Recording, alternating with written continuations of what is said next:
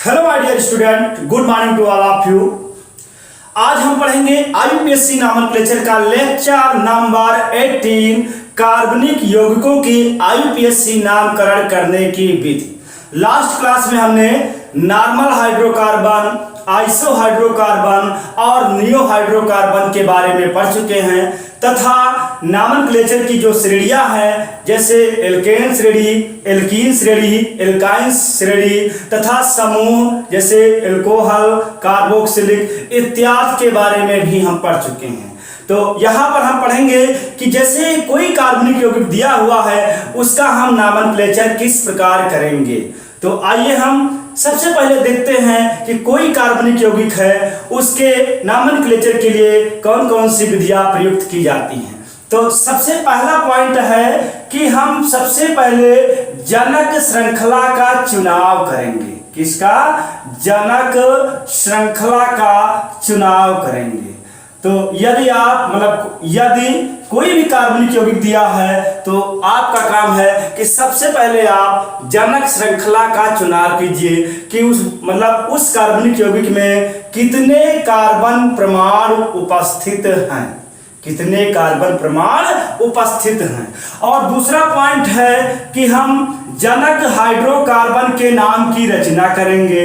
जनक hydrocarbon के नाम की रचना, जनक हाइड्रोकार्बन के नाम की रचना करेंगे। सबसे पहले हम जनक श्रृंखला का चुनाव करेंगे, उसके बाद हम जनक हाइड्रोकार्बन के नाम की रचना करेंगे।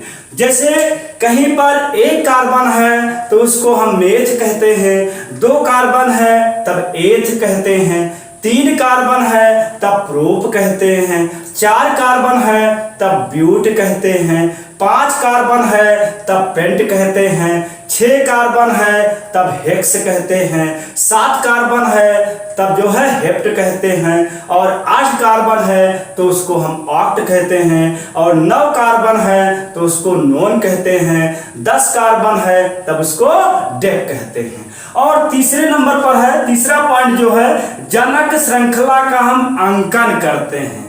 जनक श्रृंखला का क्या करते हैं? अंकन करते हैं। अर्थात हम कार्बन परमाणुओं की नंबरिंग करते हैं कि श्रृंखला में कितने कार्बन परमाणु हैं। मतलब है कि यदि कोई कार्बनिक यौगिक दिया है तो उसके लिए सबसे पहले आप जनक श्रृंखला का चुनाव करेंगे, दूसरे नंबर पर जनक हाइड्रोकार्बन के नाम की रचना करेंगे, और तीसरा पॉइंट है कि जनक श्रृंखला का जो है अंकन करेंगे। तब जाके कहीं उस कार्बनिक यौगिकों का कार्बनिक यौगिक का हम नामकरण कर सकते हैं। तो आइए हम देखते हैं सबसे पहले कि जनक श्रृंखला का चुनाव किस प्रकार किया जाता है। जनक श्रृंखला का चुनाव किस प्रकार करते हैं कि जनक श्रृंखला दी हुई है उसका चुनाव हमें किस प्रकार करना है। तो सबसे पहले हम आ जाते हैं संतृप्त हाइड्रोकार्बन पर। कहां पर? सैचुरेटेड हाइड्रोकार्बन पर। तो यहां पर लिखेंगे संतृप्त हाइड्रोकार्बन, संतृप्त हाइड्रोकार्बन। अब संतृप्त हाइड्रोकार्बन में आप श्रेणी ले लीजिए, कौन सी? एल्केन श्रेणी ले लीजिए। कौन श्रेणी? एल्केन श्रेणी। जब आप एल्केन श्रेणी ले लिए, एल्केन श्रेणी ले लिए, और एक एग्जांपल के द्वारा हम एल्केन श्रेणी में जनक श्रृंखला का चुनाव करना आपको बता रहे हैं। तो देखिए, जैसे हमारे श्रृंखला दी है CH3 CH2 C, यहां पर CH2 CH2 और यहां पर CH3, यहां पर हो जाता है CH2, यहां पर CH3, यहां पर CH3। अब यह एक कार्बनिक यौगिक है, यह एक कार्बनिक यौगिक है, हमें इस कार्बनिक यौगिक का नामकरण करना है, इस कार्बनिक यौगिक का नामकरण करना है। क्योंकि यह कार्बनिक यौगिक कैसा है? यह संतृप्त हाइड्रोकार्बन है, अर्थात एल्केन श्रेणी का कार्बनिक यौगिक है। तो सबसे पहले हम कार्बन परमाणुओं की लंबी श्रृंखला का चुनाव करते हैं। तो कार्बन परमाणुओं की जो लंबी श्रृंखला होती है वही कहलाती है हमारी जनक श्रृंखला कहलाती है। तो यहां पर देखिए हमारी counting 1 number carbon, 2 number carbon, 3 number carbon, 4 number carbon, 5 number carbon और 6 नंबर कार्बन। अब यदि हम सीधे जाते तो 1 2 3 4 5 हो जाते, 1 2 3 और यहाँ पर 4। तो इस कार्बनिक यौगिक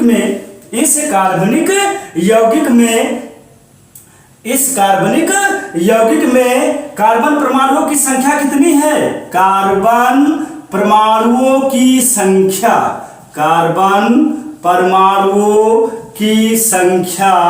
कितनी है? मतलब 6 कार्बन है, 1 2 3 4 5 और 6। मतलब जनक श्रृंखला में कार्बन परमाणुओं की संख्या कितनी है? 6 है। जब 6 है तब दूसरा पॉइंट जो है जनक हाइड्रोकार्बन क्या हो जाएगा? इसका हेक्स हो जाएगा। जनक हाइड्रोकार्बन जो है मतलब हेक्स हो जाएगा।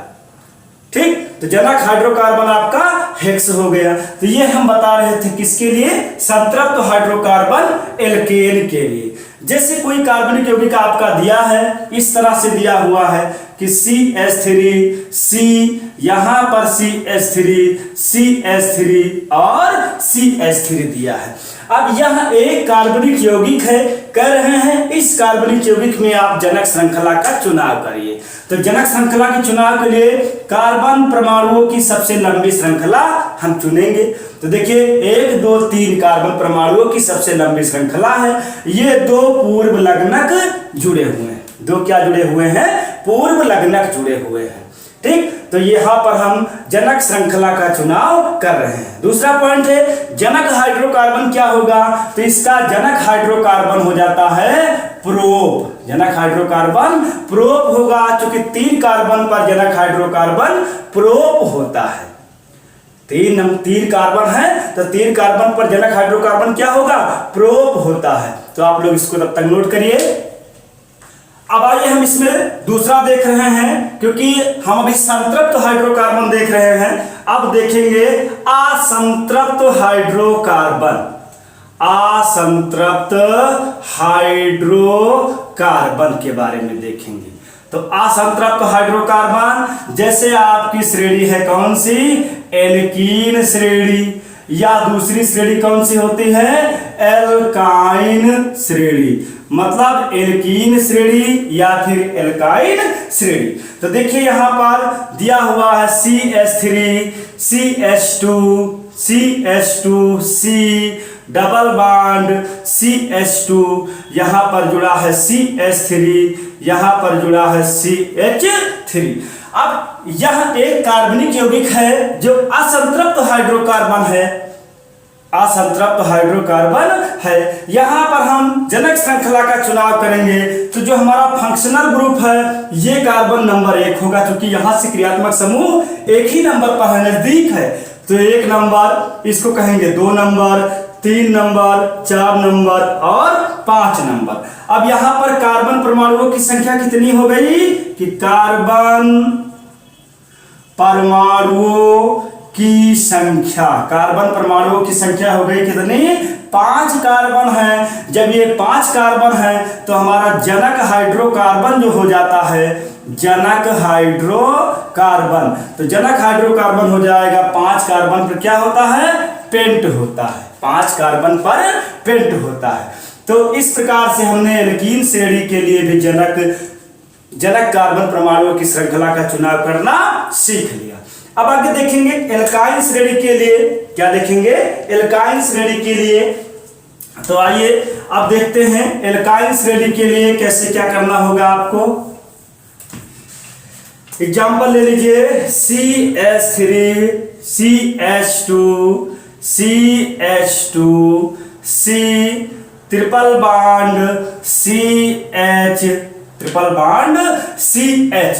अब यह एक कार्बनिक यौगिक है, यह एक कार्बनिक यौगिक है और इस कार्बनिक यौगिक में हमें जनक श्रृंखला का चुनाव करना है। तो ये 1 number carbon, 2 number carbon, 3 number, 4 number और 5 नंबर। तो टोटल कार्बन कितने हुए? 5 कार्बन हुए। तो यहां क्या लिख देंगे कि जनक कार्बन 5 कार्बन है। तो हमारा जनक हाइड्रोकार्बन क्या हो जाएगा? जनक हाइड्रोकार्बन कार्बन हो जाएगा 5 पर पेंट होता, यदि 6 होते तब हेक्स होता। तो जनक श्रृंखला के चुनाव में हमने संतृप्त हाइड्रोकार्बन के ऊपर भी देख लिया और असंतृप्त हाइड्रोकार्बन के एग्जाम्पल भी देख लिए। अब आगे देखिए दूसरा पॉइंट इसका होता है, दूसरा पॉइंट है कि जनक हाइड्रोकार्बन की रचना, जनक हाइड्रोकार्बन की रचना किस प्रकार करते हैं। दूसरा पॉइंट है आपका कि जनक हाइड्रोकार्बन की रचना, जनक हाइड्रोकार्बन की रचना किस प्रकार करेंगे। यदि जनक श्रृंखला में जितने कार्बन परमाणु हैं, मतलब जितने कार्बन परमाणु हैं, उसी आधार से जनक हाइड्रोकार्बन के नाम की रचना हो जाती है। कहने का मतलब यदि जनक श्रृंखला में एक कार्बन है तो वो जनक हाइड्रोकार्बन में मेथ कहलाएगा, 2 कार्बन है तब वो एथ कहलाएगा, 3 कार्बन है तब वो प्रोप कहलाएगा, और यदि 4 कार्बन है तब वो ब्यूट कहलाएगा, और यदि 5 कार्बन है तब वो हमारा क्या कहलाता है, पेंट कहलाएगा, और 6 कार्बन है तब वो क्या कहलाएगा, हेक्स कहलाएगा, और 7 कार्बन है तो वो हमारा हेप्ट कहलाएगा, कहीं 8 कार्बन है तो वो हमारा आक्ट कहलाएगा, और 9 कार्बन है तो वो नोन कहलाएगा, और 10 कार्बन है तो वो हमारा डेक कहलाएगा, 10 कार्बन पर डेक कहलाएगा। ठीक, तो आप लोग इसको नोट करिए। और यदि जनक हाइड्रोकार्बन में युग्म बंधुओं की संख्या 2 है, जैसे कार्बन कार्बन के मध्य डबल बॉन्ड, ये कितनी बार हो, 2 बार हो, कितनी बार हो, तो 2 बार हो। तो एक बार जब डबल बॉन्ड होता है तो उसमें क्या जुड़ता है, हम लगनक इन जुड़ता है, और जब 2 बार है तो क्या जुड़ेगा, डाई इन जुड़ेगा, और यदि 3 बार है तो ट्राई इन जुड़ेगा, ट्राई इन जुड़ेगा, मतलब डबल बॉन्ड 1 बार है तो डाई मतलब इन जुड़ेगा, 2 बार है तो डाई इन जुड़ेगा, और 3 बार है तब ट्राई इन जुड़ेगा। इसी प्रकार ट्रिपल बॉन्ड यदि 1 बार है तो आइन जुड़ेगा, क्या जुड़ेगा, आइन जुड़ेगा, आइन जुड़ेगा, 2 बार है तो क्या जुड़ जाएगा, डाई आइन जुड़ जाएगा, डाई आइन, और 3 बार है तब ट्राई इन जुड़ेगा। जैसे कार्बोक्सिलिक ग्रुप है आपका, ये 1 बार है तो ओइक एसिड, और यदि ये 2 बार है तो डाई ओइक एसिड जुड़ेगा, और यदि ये 3 बार है तब ट्राई ओइक एसिड जुड़ेगा। तो इस प्रकार से जो है हम जनक हाइड्रोकार्बन के नाम की रचना करते हैं। आगे और देख लीजिए कि आप जनक श्रृंखला का अंकन किस प्रकार करते हैं, जनक श्रृंखला का अंकन किस प्रकार करते हैं। तो हमारी जो तीसरी हेडिंग होगी वो होगी जनक श्रृंखला का अंकन, जनक श्रृंखला का अंकन, जनक श्रृंखला का अंकन किस प्रकार करते हैं। देखिए जैसे कार्बनिक यौगिक दिया हुआ है CH3, C, यहाँ पर CH3, यहाँ पर हाइड्रोजन H, यहाँ पर CH2, यहाँ पर CH3, यहाँ पर H, यहाँ पर CH3। अब यह कार्बनिक यौगिक दिया हुआ है, कह रहे हैं आप इस कार्बनिक यौगिक में जो है जनक श्रृंखला का अंकन करिए। तो 1 number carbon, 2 number carbon, 3 number, 4 number और 5 नंबर। तो देखिए 2 नंबर पर मेथिल जुड़ा है और 4 नंबर पर मेथिल जुड़ा है, 2 नंबर पर मेथिल, 4 नंबर पर मेथिल, तो 4 2 मिलकर कितने हो गए, 6। जब हमने काउंटिंग किधर से की है, दाहिनी तरफ से की है, और जब हम काउंटिंग इधर से करते हैं बाईं तरफ से तो 1 2 3 4 और 5, मतलब इधर से करते तब भी देखिए मेथिल 2 नंबर पर है और मेथिल 4 नंबर पर, ये संख्या 6 आ गई। जब दोनों तरफ से संख्या बराबर आ रही है तो आप काउंटिंग चाहे जिधर से करिए, मतलब यदि एक तरफ संख्या ज्यादा आती और एक तरफ कम आती तब आपकी मतलब आपकी काउंटिंग उधर से होती जिधर से संख्या कम होती, इधर से संख्या जो है क्या हो जाती, कम हो जाती। जैसे एग्जांपल के तौर पर समझिए कि CH3 CH2 C, यहाँ पर C2H5, यहाँ पर हाइड्रोजन C, यहाँ पर है CH2, यहाँ पर C, यहाँ पर C2H5, यहाँ पर CH3, यहाँ पर CH3। इस तरह से दिया हुआ है। अब कहा जा रहा है कि इस कार्बनिक यौगिक का आप IUPAC नामकरण करना है, उसके लिए आपकी नंबरिंग किधर से होगी, मतलब लेफ्ट हैंड साइड से होगी कि राइट हैंड साइड से होगी। तो यहाँ देखिए, यदि आप LHS साइड से करते तो ये 1 number, 2 number, 3 number, 4 number, 5 number, 6 number हो जाता। तब देखिए यहाँ पर जो पूर्व लग्नक जुड़े हुए हैं, तो वो ये पूर्व लग्नक 3 नंबर पर हैं और 5 नंबर पर हैं, फिर यहाँ पर 5 नंबर पर हैं। तो 3 और 5 और ये 5 तो हो जाता 13। कितना आ जाता? 13। और यदि हम RHS साइड से करते, लेफ्ट मतलब राइट हैंड साइड से, तो ये 1 नंबर, 2 नंबर, 3 नंबर और 4 नंबर, 5 नंबर, 6 नंबर। तब हमारी जो है पूर्व लग्नक की संख्या कितनी होती है? पूर्व लग्नक की संख्या यहाँ पर देखिए आपका जुड़ा है 2 + 2, 2 बार जुड़ा है, प्लस का 4, 4 4 8। मतलब जिधर से पूर्व लग्नक का जो अर्थात प्रतिस्थापी की जो संख्या कम आती है, हमारी काउंटिंग उधर से होगी। जब दोनों तरफ से संख्या का मान बराबर आ जाए तब आप काउंटिंग चाहे जिधर से करिए, ठीक। इसके बाद अब हम देखेंगे, जैसे कोई कार्बनिक यौगिक दिया है, वहां पर 2 या 2 से अधिक पूर्व लग्नक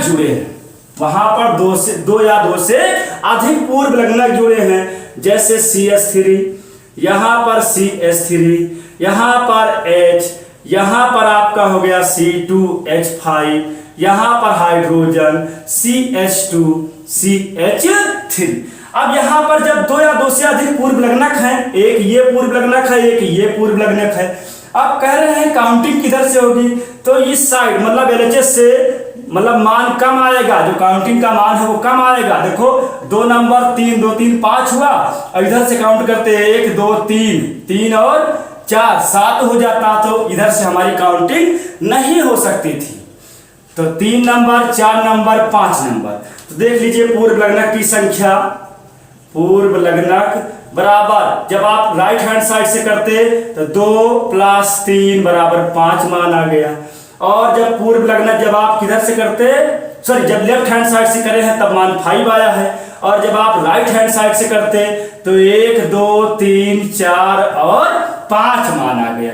तो यहाँ पर पूर्व लग्नक 3 नंबर पर एथिल जुड़ा है, प्लस 4 नंबर पर मेथिल है, तो ये मान 7 आ गया। तो 7 वैल्यू ज्यादा है, इसलिए इसके आधार पर ही हमारी काउंटिंग होगी, अर्थात हमारी काउंटिंग जो है वो लेफ्ट हैंड साइड से ही होगी, ठीक। अब हम बात कर रहे थे कि जब 2 या 2 से अधिक पूर्व लग्नक हैं तो वहां पर हम अंग्रेजी अल्फाबेट का उपयोग करते हैं। अल्फाबेट जैसे ABCDEFGHIJKLMNOPQRSTUVWXY और Z।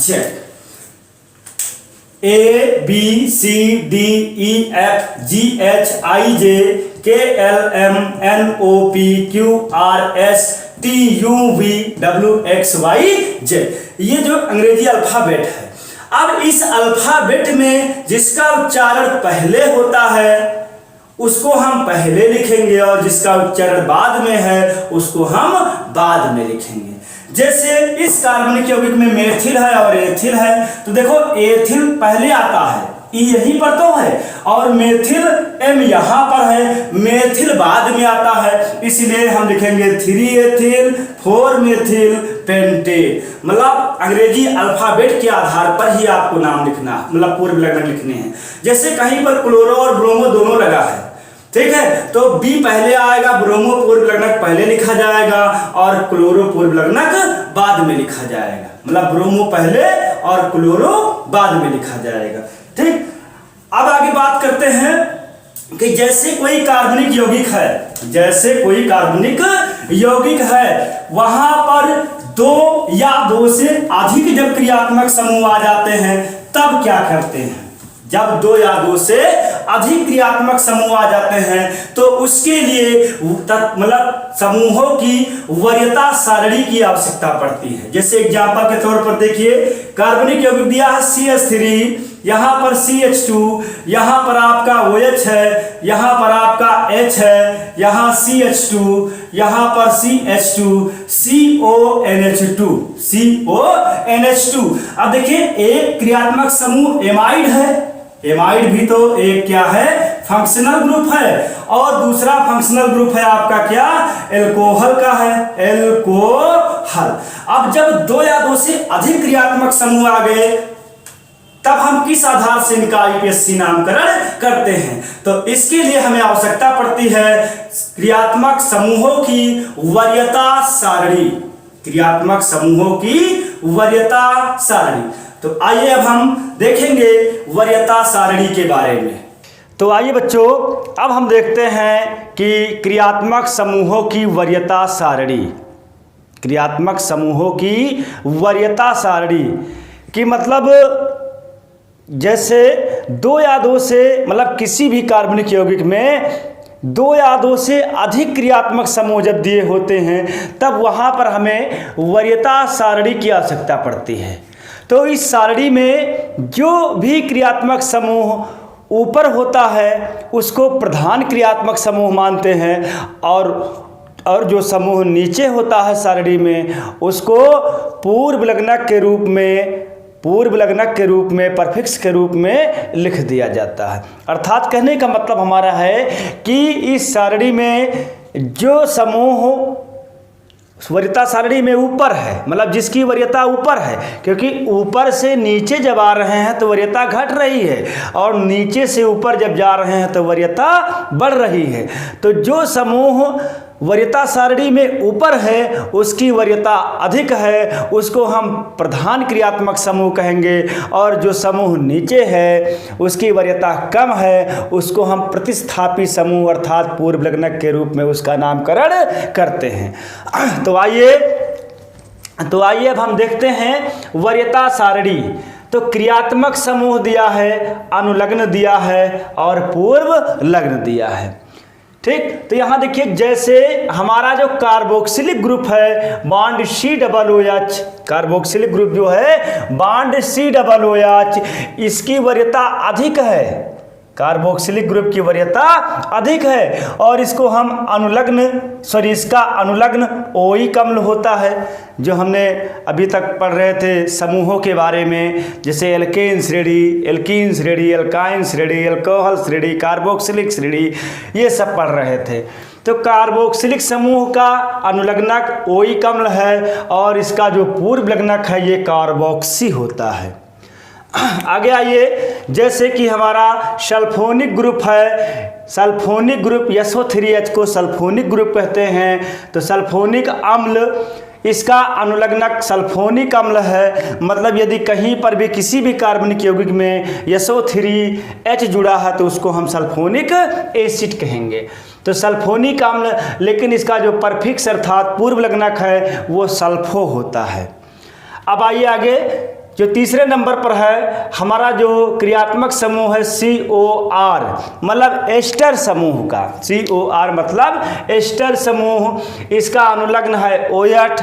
तो हम पढ़ा रहे थे कि OE कम्ल में OE कम्ल हटाकर OH जोड़ देते हैं, तो इसका अनुलग्नक OH और पूर्व लग्नक एल्कोक्सी कार्बोनिल होता है। ठीक, चौथे नंबर पर आइए, बॉन्ड COX, ये हमारा अम्ल हाइलाइड समूह होता है, इसका अनुलग्नक ऑयल हाइलाइड और पूर्व लग्नक हाइलोकार्बोनिल होता है। आइए नेक्स्ट क्रियात्मक समूह पर कि हमारा बॉन्ड CONH2, इसको एमाइड समूह कहते हैं। बॉन्ड CONH2 ये हमारा एमाइड समूह होता है, इसका अनुलग्न एमाइड होता है और पूर्व लग्नक कार्बामाइल होता है। आइए नेक्स्ट पर bond C triple bond N, single bond C triple bond N, ये हमारा साइनाइड क्रियात्मक समूह होता है। इसका अनुलग्नक नाइट्राइल और पूर्व लग्नक साइनो होता है। मतलब यदि पहले लिखा जाएगा तब साइनो और लास्ट में जुड़ेगा तब नाइट्राइल जुड़ेगा। आगे आ जाइए, हमारा जो नेक्स्ट क्रियात्मक समूह है वो है बॉन्ड CHO, अर्थात इसको हम एल्डिहाइड समूह कहते हैं। इसका अनुलग्नक अल होता है और पूर्व लग्नक फार्मिल होता है। पूर्व लग्नक क्या होगा? फार्मिल होगा। आ जाइए नेक्स्ट, उसी क्रम में बढ़ते हुए क्रियात्मक समूह C डबल बॉन्ड O अर्थात CO, ये हमारा कीटोनी समूह होता है। क्योंकि कीटोनी समूह का सामान्य सूत्र बॉन्ड C मतलब R single bond C double bond O single bond R मतलब RCOR, ये हमारा कीटोनों का सामान्य सूत्र होता है। तो यहाँ पर देखिए एल्किल जैसे R जोड़ दे, यहाँ पर भी एल्किल R जोड़ दे, तो ये हमारा हो जाता है कीटोन। अब कीटोनों का अनुलग्नक ओन होता है, जैसे प्रो प्लस ओन, मतलब प्रोपेन प्लस ओन बराबर प्रोपेनोन, तो इसका अनुलग्नक ओन होता है। लेकिन पूर्व लग्नक कीटो या ऑक्स होता है, कीटो या ऑक्स। नेक्स्ट फंक्शनल ग्रुप पर आते हैं। OH सिंगल बॉन्ड OH को एल्कोहल क्रियात्मक समूह कहते हैं और एल्कोहलों का अनुलग्नक ऑल तथा पूर्व लग्नक हाइड्रोक्सी होता है। एल्कोहलों का अनुलग्नक ऑल और पूर्व लग्नक हाइड्रोक्सी। नेक्स्ट क्रियात्मक समूह सिंगल बॉन्ड SH, इसको कहते हैं थायो एल्कोहल या इसको मरकैप्टन भी कहते हैं। इसका अनुलग्नक थाइओल होता है और पूर्व लग्नक मरकैप्टो होता है। और हमारा नेक्स्ट उसी क्रम में नेक्स्ट हमारी सीरीज है सिंगल बॉन्ड NH2, इसको एमीन श्रेणी कहते हैं। इसका अनुलग्नक भी एमीन होता है लेकिन पूर्व लग्नक एमीनो होता है। आगे बढ़ते जाएंगे और नेक्स्ट श्रेणी हमारी मिलेगी C डबल बॉन्ड C, ये एल्कीन श्रेणी होती है। जो भी एक मतलब एल्कीन श्रेणी, ये भी एक क्रियात्मक समूह होता है। इसका अनुलग्नक ईन होता है लेकिन इसका पूर्व लग्नक कुछ नहीं होता। नेक्स्ट लास्ट में हमारी श्रेणी है कार्बन कार्बन के मध्य 3 बॉन्ड, ये एल्काइन श्रेणी होती है जिसका अनुलग्नक आयन होता है और पूर्व लग्नक कुछ नहीं होता है। पूर्व लग्नक कुछ नहीं। कहने का मतलब हुआ कि वरीयता सारणी में जिस क्रियात्मक समूह की वरीयता ऊपर है वो सब मतलब ऊपर है वो ज़्यादा उसकी वरीयता है, उसको हम प्रधान क्रियात्मक समूह कहेंगे। और जिसकी वरीयता नीचे है मतलब जिसकी वरीयता कम है वो उससे नीचे है, अर्थात उसको हम प्रतिस्थापी के रूप में या पूर्व लग्नक के रूप में लिख लेते हैं। जैसे कि यहाँ पर कार्बोक्सिलिक की वरीयता सबसे ज़्यादा है, मतलब जितने भी ये श्रेणियां हैं या जितने भी समूह हैं सब में सबसे ज़्यादा वरीयता कार्बोक्सिलिक की होती है। दूसरे नंबर पर सल्फोनिक की और तीसरे नंबर पर सिंगल बॉन्ड C एस्टर की, चौथे नंबर पर एसिल हाइलाइड, पाँचवें नंबर पर एमाइड, छठे नंबर पर साइनाइड, सातवें नंबर पर एल्डिहाइड, आठवें नंबर पर कीटोन और 9 नंबर पर एल्कोहल, 10वें नंबर पर थायो एल्कोहल, 11वें नंबर पर एमीन, 12वें नंबर पर एल्कीन और 13वें नंबर पर एल्काइन होती है। मतलब सबसे ज़्यादा वरीयता कार्बोक्सिलिक की है और सबसे कम जो है एल्काइन की है। सबसे कम क्या है? एल्काइन की है। ठीक, तो आप लोग इसको नोट कर लीजिए। तो आइए बच्चों, हम कुछ एग्जाम्पल देखते हैं जिनका हमें IUPAC नामकरण करना है। जिसे एग्जाम्पल नंबर 1 दिया है CH3 CH2 CH single bond CH3 CH2 CH single bond CH2 CH3, यहाँ पर CH2 और CH3। कहा जा रहा है कि इस कार्बनिक यौगिक का IUPAC नामकरण कीजिए। तो नियम हमारा कहता है कि हमें सबसे पहले जनक श्रृंखला का चुनाव करना है, फिर दूसरे नंबर पर हमें जनक हाइड्रोकार्बन का अंकन करना है और इसके बाद हमें जो है कार्बन परमाणुओं की संख्या भी देखनी है कि कितने कार्बन परमाणु वहाँ पर है। तो आइए हम सबसे पहले देखते हैं कि जनक श्रृंखला क्या होती है। तो यहाँ पर देखिए, जनक श्रृंखला के लिए हमें कार्बन परमाणुओं की लंबी श्रृंखला चुननी है। तो 1 2 3 4 5 6 और 7, यहाँ तक 7 हाइड्रोजन परमाणु मतलब 7 कार्बन परमाणु मिले। अब आगे फिर देखते हैं 1 carbon 2 carbon 3 carbon 4 carbon 5 carbon 6 carbon 7 carbon और 8 कार्बन। अब यहाँ पर हमें कार्बन परमाणुओं की अधिकतम संख्या अर्थात 8 कार्बन परमाणु जब मिल गए हैं, जब 8 कार्बन परमाणु मिले हैं तो 8 कार्बन का संगत एल्केन क्या होगा? 8 कार्बन का संगत एल्केन ऑक्टेन होता है। तो 8 कार्बन यही हमारी जनक श्रृंखला है। अब देखिए साइड चेन में क्या क्या जुड़ा हुआ है। यहाँ से 3 नंबर पर मेथिल है और यहाँ पर 1 2 3 4 5 नंबर पर एथिल है।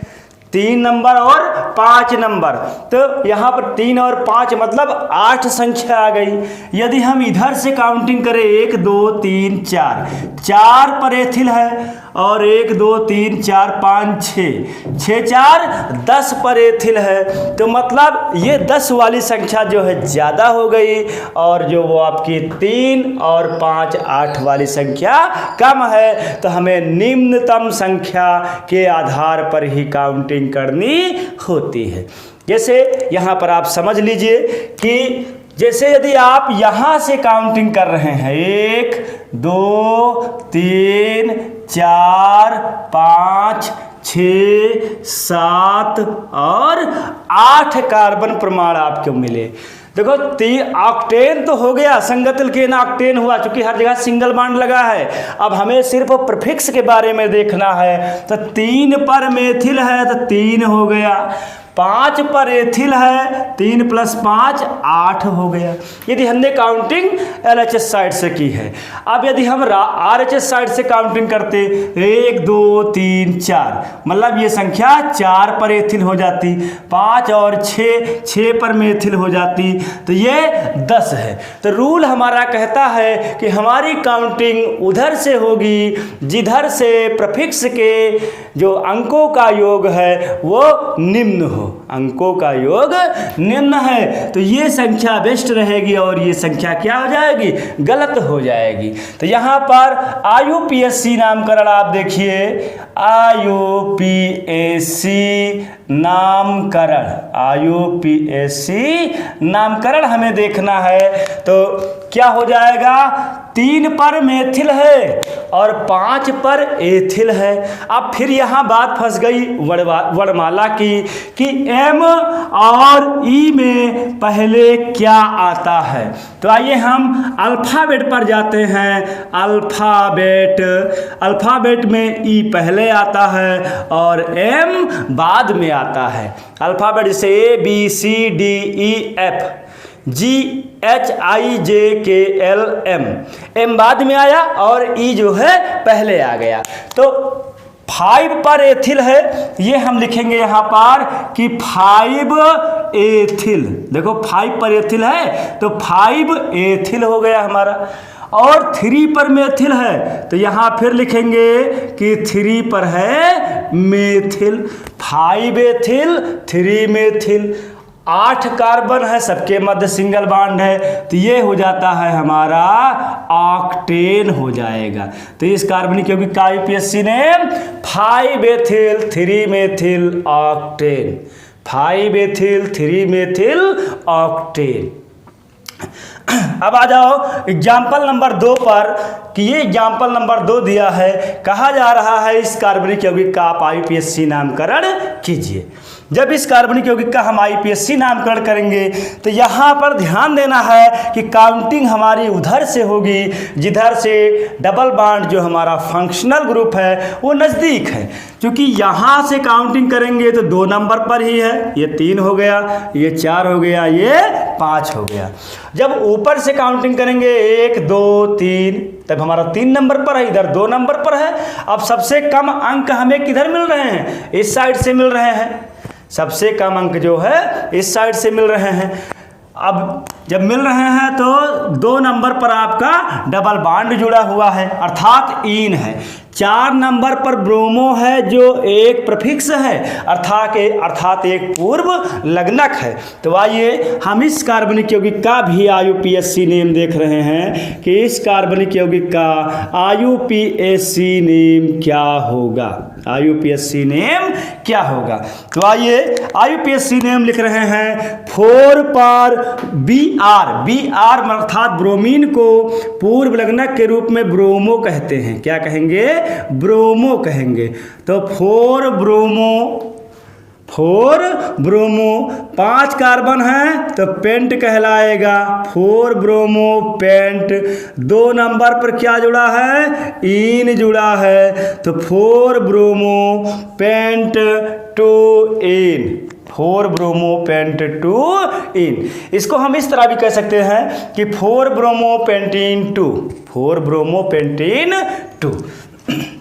अब आ जाओ नेक्स्ट मतलब जो हमारा तीसरा नंबर क्वेश्चन है, इसका भी IUPAC नेम क्या होगा। तो देखिए ये जो Cl जुड़ा है ये यहाँ पर लिख दिया गया, बल्कि आप इसको ऊपर लिख दीजिए, कोई दिक्कत, ये सिंगल बॉन्ड ऐसे ही रहेगा। अब 1 2 3 नंबर पर ट्रिपल बॉन्ड है, इधर से 1 2 नंबर पर है 3 4 नंबर पर क्लोरो है। तो इसका IUPAC नेम क्या होगा? तो लिखेंगे IUPAC नेम कि इस कार्बनिक यौगिक का IUPAC नेम क्या होगा। तो हमारी काउंटिंग होगी किधर से? इस साइड से होगी। 1 carbon 2 carbon 3 carbon 4 carbon 5 carbon. 5 carbon का मतलब पेंट हो गया। यहाँ पर 4 नंबर पर ब्रोमो जुड़ा हुआ है तो क्या कहेंगे इसको? 4 पर जुड़ा है आपका Cl जिसको हम पूर्व लग्नक के रूप में क्लोरो कहेंगे। तो 4 क्लोरो और ये 5 कार्बन है तो इसलिए पेंट। 4 क्लोरो पेंट 2 पर आइन जुड़ा है, चूंकि ट्रिपल बॉन्ड का अनुलग्नक आइन होता है। यहाँ एक बार फिर से देखिए 1 carbon 2 carbon 3 carbon 4 carbon 5 carbon. 4 number पर पूर्व लग्नक जुड़ा है क्लोरो, 4 क्लोरो हुआ। इसके बाद 5 कार्बन है तब पेंट। 2 नंबर पर 3 बांध है, 3 बांध का जो सफिक्स आइन होता है तो 4 क्लोरो पेंट 2 आइन। तब तक आप इसको नोट करिए। तो आइए बच्चों अब हम देखते हैं example number 4 CH3 CH2 CH2 CH single bond CH2 CH3, यहाँ पर सिंगल बॉन्ड CH2OH कह रहे हैं। इस प्रकार के यौगिकों का IUPAC नामकरण ज्ञात कीजिए। IUPAC नामकरण ज्ञात कीजिए। तो आइए हम सबसे पहले देखते हैं कि यौगिकों के IUPAC नामकरण क्या होंगे। तो IUPAC नामकरण। तो देखिए अब हमें इस कार्बनिक यौगिक में पहचानना है कि क्रियात्मक समूह क्या है। तो यहाँ पर क्रियात्मक समूह एल्कोहल है, क्रियात्मक समूह एल्कोहल है और ये कार्बन इससे जुड़ा हुआ है तो ये हमारा नंबर 1 कार्बन होगा, ये कार्बन नंबर 2 होगा। अब यदि हम काउंटिंग करते हुए इधर जा रहे हैं तो हमें 3 और 4 ही कार्बन मिलेंगे, मतलब 3 और 1 4 कार्बन मिलेंगे। और यदि हम काउंटिंग करते हुए इधर जाएंगे तो 3 4 और 5 कार्बन मिलेंगे। तो हमें कार्बन परमाणुओं की सबसे लंबी श्रृंखला का चुनाव करना है और वही श्रृंखला हमारी जनक श्रृंखला कहलाती है। तो आइए हम देखते हैं 3, यहाँ 4 नंबर और यहाँ पर 5 नंबर। अब ये हो गया पेंटेन और एल्कोहल जुड़ा है तो एल्कोहल का जो सफिक्स है वो मतलब ऑल होता है तो पेंटेन प्लस ऑल बराबर पेंटेनाल। यहाँ पर 2 नंबर पर पूर्व लग्नक जुड़ा है CH2 CH3, इसको कहते हैं एथिल। तो 2 नंबर पर एथिल जुड़ा है, 2 नंबर पर क्या जुड़ा है? एथिल जुड़ा हुआ है। तो हम यहाँ पर क्या लिखेंगे? पहले पूर्व लग्नक लिख लेते हैं कि 2 पर जुड़ा है एथिल, 2 पर क्या जुड़ा है? एथिल जुड़ा है। बाकी आगे क्या है, पेंटेन, आप संगत एल्केन लिख दीजिए पेंटेन। इसके बाद 1 पर है आल, पेंटेनाल 1। मतलब 2 नंबर पर एथिल है और पेंटेनाल 1 या पेंटेन 1 ऑल। आगे देखते हैं एग्जाम्पल नंबर 5 पर हम कि इस प्रकार के कार्बनिक यौगिकों का नामकरण किस प्रकार करते हैं। क्योंकि यहाँ पर हम नॉमेनक्लेचर जो पढ़ रहे हैं वो सब समूह, पूर्व वर्णक सब मिक्स हैं, मतलब मिक्सिंग नॉमेनक्लेचर पढ़ रहे हैं। ठीक है, यहाँ पर जो है 2 मतलब एक कार्बनिक यौगिक में 2 या 2 से अधिक फंक्शनल ग्रुप भी उपस्थित हो सकते हैं, 1 या 1 से अधिक जो है प्रतिस्थापी समूह भी हो सकते हैं। तो यहाँ पर हम 5th नंबर पर देख रहे हैं कि CH3CH सिंगल बॉन्ड CH3CH, यहाँ पर CHO। अब देखिए कि ये CHO जो लिखा है ये हमारा कैसा समूह है, एल्डिहाइड फंक्शनल ग्रुप है। तो इस कार्बन को नंबर 1 कार्बन कह देंगे, इससे जुड़े कार्बन को नंबर 2 कार्बन कह देंगे। अब हमें कार्बन परमाणुओं की लंबी श्रृंखला अर्थात जनक श्रृंखला का चुनाव करना है। जब जनक श्रृंखला का चुनाव हो जाता है तो हम जनक हाइड्रोकार्बन का चुनाव करते हैं, और जब जनक हाइड्रोकार्बन का चुनाव हो जाता है तब हम नंबरिंग करते हैं। ठीक, तो यहाँ पर देखिए सबसे पहले जनक श्रृंखला चुनेंगे कि 1 कार्बन 2 कार्बन 3 4, या 1 2 3 और 4, मतलब इधर आ रहे हैं चाहे हम सीधे जाए या फिर नीचे आए हमें 4 कार्बन प्रमाण ही मिलेंगे। और यदि हम इधर चले जाए तब हमें 3 4 5 6 कार्बन प्रमाण मिलेंगे। तो जनक श्रृंखला में कार्बन परमाणुओं की संख्या 6 है। जब 6 कार्बन है तो उसका हाइड्रोकार्बन क्या होता है, हेक्स होता है, उसका हाइड्रोकार्बन हेक्स होता है। जब हेक्स हो गया तो यहाँ काउंट करिए 3, यहाँ पर 4, यहाँ 5 और यहाँ पर 6 कार्बन। तो इस प्रकार के यौगिकों का जो IUPAC नेम होता है, IUPAC नेम, तो 6 कार्बन है तो क्या हो जाएगा, हेक्सेन हो गया। 4 पर मेथिल जुड़ा है, 4 पर मेथिल जुड़ा हुआ है। इसके बाद में इधर 2 पर ये क्या जुड़ा है, इसको हम प्रोपिल नाम कह दे, 2 पर जो है प्रोपिल कहे, क्योंकि एल्डिहाइड यहाँ से है।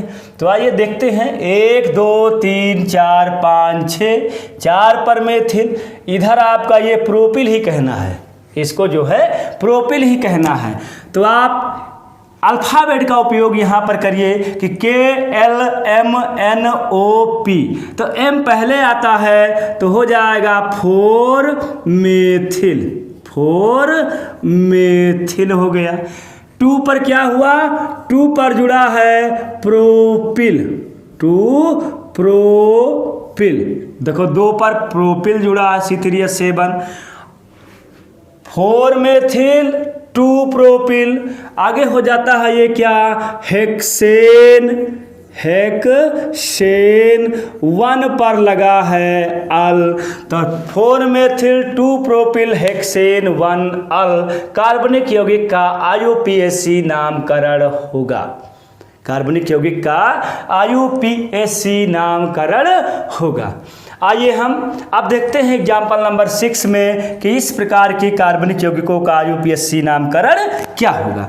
तो देखो हम इसको सबसे पहले तो इस तरह से लिखेंगे कि CH3 CH2 C double bond O नीचे कर दीजिए, यहाँ पर CH2, यहाँ पर CH3, ये हमारा कीटोन फंक्शनल ग्रुप कार्य कर रहा है। कौन सा, कीटोन का फंक्शनल ग्रुप काम कर रहा है। तो इधर हम किधर से काउंटिंग करें, 1 2 3 4 और 5 पर।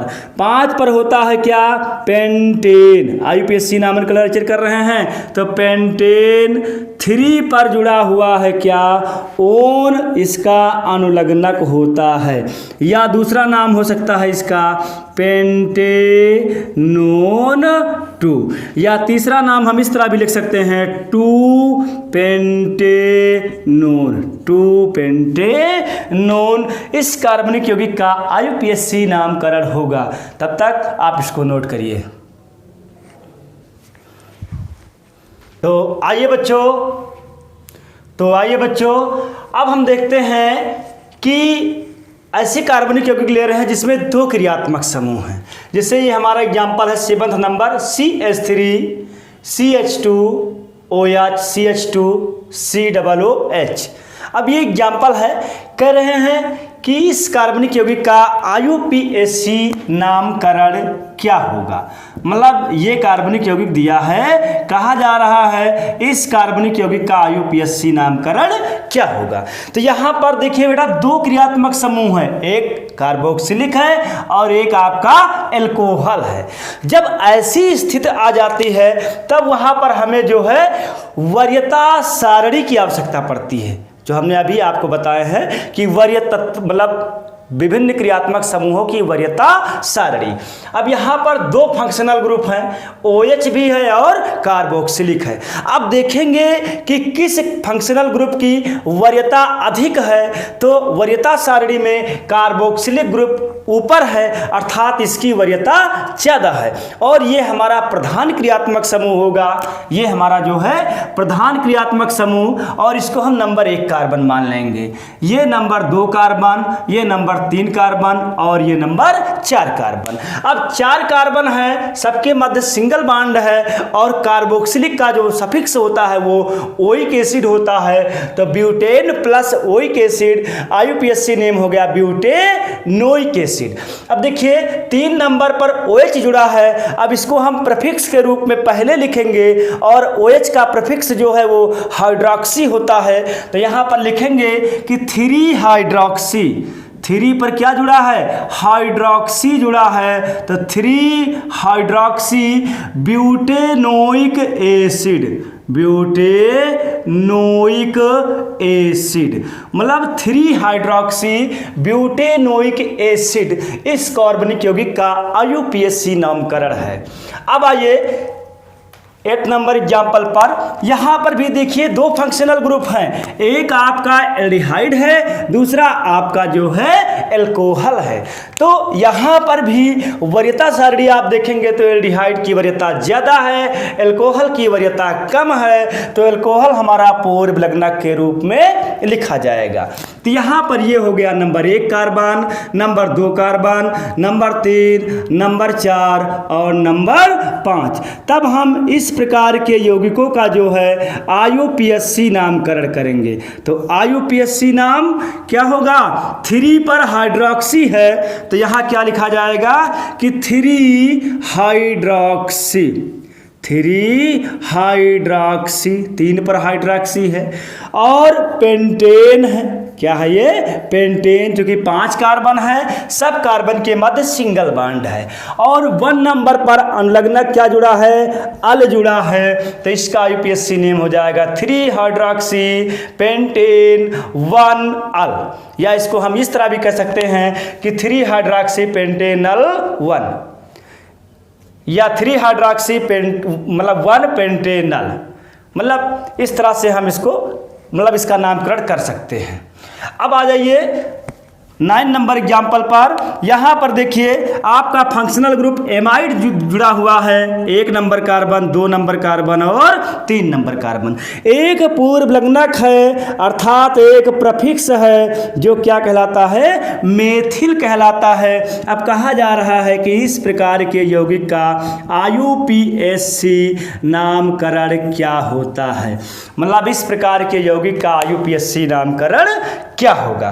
तो देखिए 2 नंबर पर मेथिल जुड़ा है तो आप लिखेंगे कि 2 पर मेथिल है, 2 पर क्या है, मेथिल है, और 1 2 3 प्रोपेन प्लस एमाइड जुड़ता है, चूंकि CONH2 का सफिक्स एमाइड होता है, तो हो जाएगा 2 मेथिल प्रोपेनेमाइड, प्रोपेनेमाइड, या ये भी कह सकते हैं कि 2 मेथिल प्रोपेनामाइड, चाहे आप प्रोपेनेमाइड कहिए चाहे प्रोपेनामाइड कहिए, ठीक। तो हम ये 2 क्वेश्चन मतलब 10 नंबर और 11 नंबर आप लोगों को करने हैं और ये हमें कमेंट बॉक्स में आप बताएंगे। ठीक, अभी हम और भी इस तरह के एग्जाम्पल आपको कराएंगे। तब तक आप हमारे लेटेस्ट वीडियो देखने के लिए हमारे चैनल को सब्सक्राइब व वीडियो को लाइक कीजिए तथा हमारे नोट्स डाउनलोड करने के लिए वेबसाइट www.absnic.in पर जाकर नोट्स का PDF डाउनलोड कर सकते हैं। तब तक के लिए धन्यवाद।